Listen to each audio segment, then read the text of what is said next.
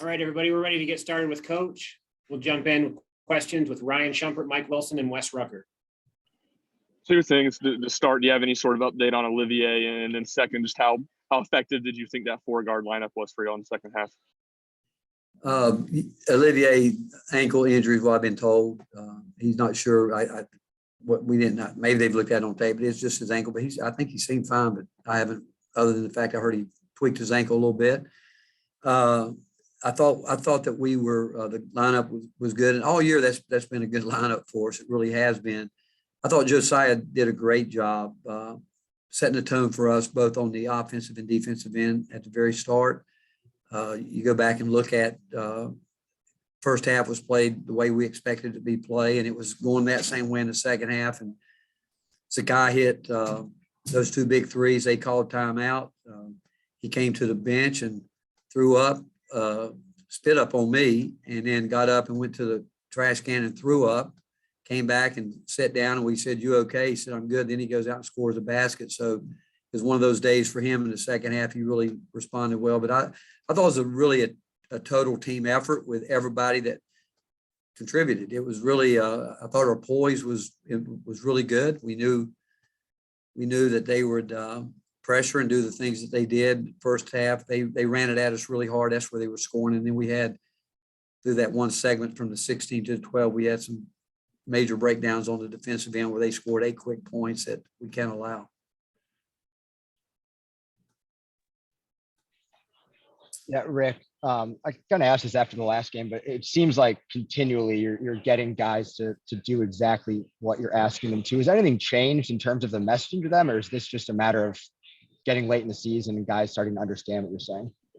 No, I think them understanding too what they need to do. I think that's what it gets down to. You know, we harp on it and keep harping on it, and we've always talked about it. Some guys take a little bit longer, and we still. I mean, I go back. I mean, Kennedy, Zakai, Justin, those guys. There's so many guys that have been young. So many other guys are in roles they've never been in, and so. But the fact is, you know, we talk about speed. We talk about we need to use it as much as we possibly can, and that I've said it before. It's not just dribbling above the core pass. It's everything we do with much more speed and quickness, and we've been able to do that. We've always, I think, shared the ball well. And when you shoot the ball as well as we did today, it makes it all look good. It really does. And but all year long, I've told you guys, even when we've had nights when we struggled, other teams have respected those guys. They've not, like, other than when we were in our non-league bye games, people really packed it back in there. Everybody else has guarded them, and nights we've made it, nights we haven't. But I think we're taking better shots because I think we're moving the ball better, quicker. Guys are getting able to get set up to shoot the ball, and we're getting better looks at it because they're moving without the ball, getting in positions where they know they can score, and they know where their shots are coming from. But it's just, you know, we can still get better. We've got to get better. Rick, the difference offensively from the first half to the second half, was that just more made shots, or were there things sort of tempo wise or turning defense to offense? What changed in between the halves?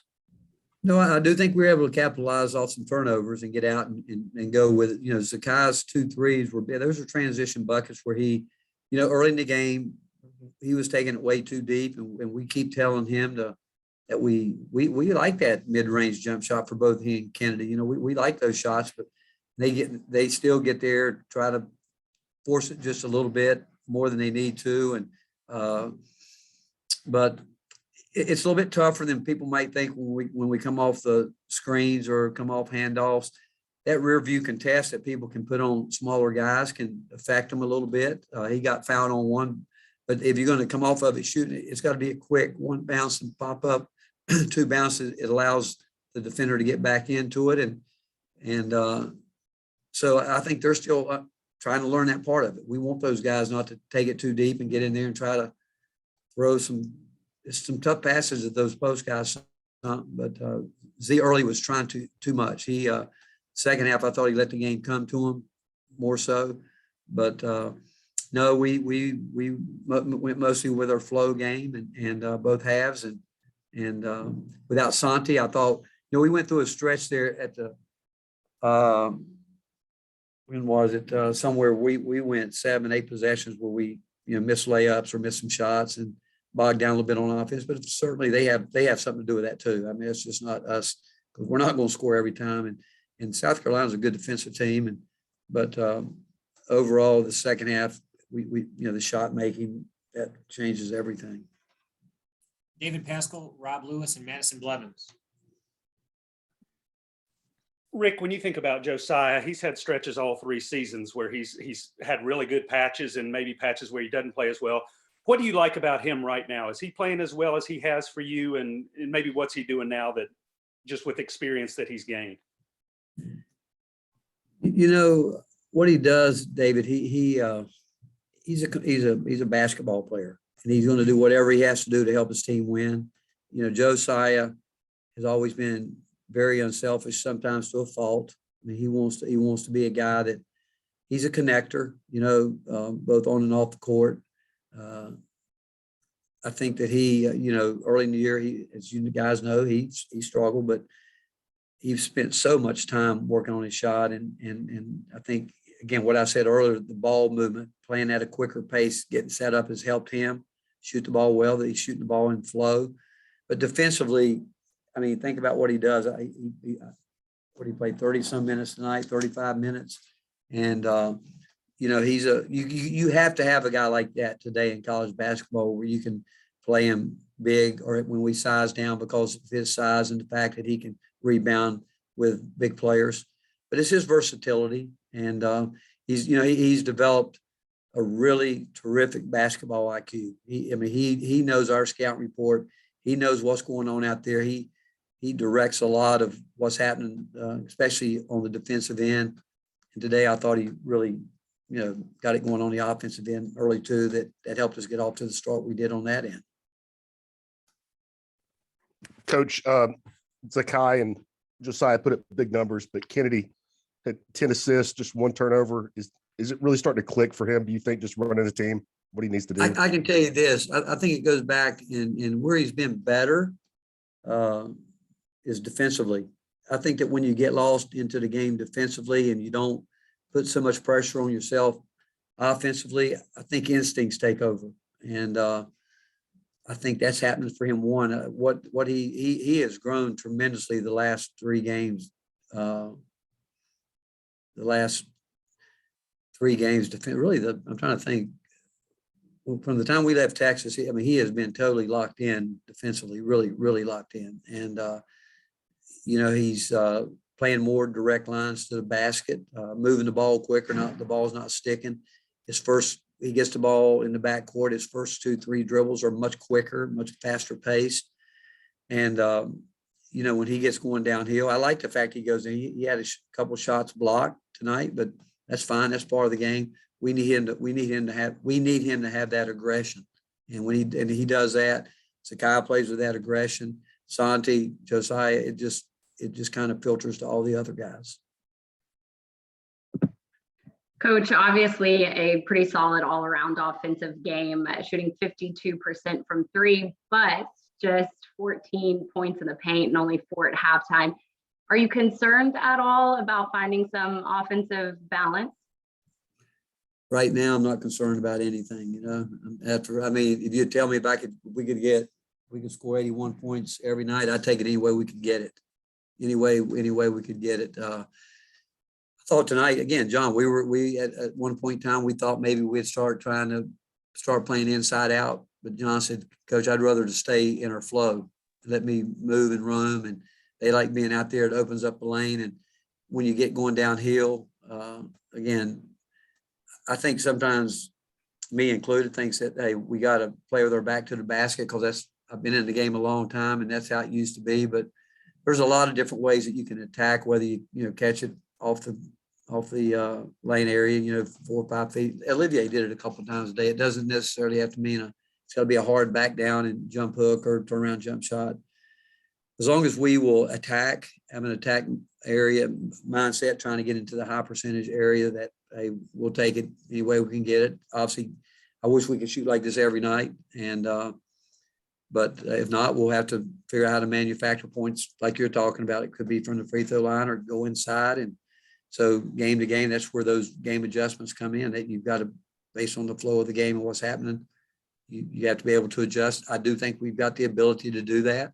And, but sometimes you just got to ride the wave with these guys. And tonight you could tell they were, as a group, they were really locked in with each other.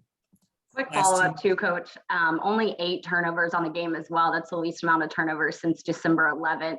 How much do you think that played a factor in the offensive flow that you were just talking about? I think it's tremendous. You know, I've been telling these guys the last couple of days, you know, we get leads and we throw out too many lifelines, and it's all because of turnovers.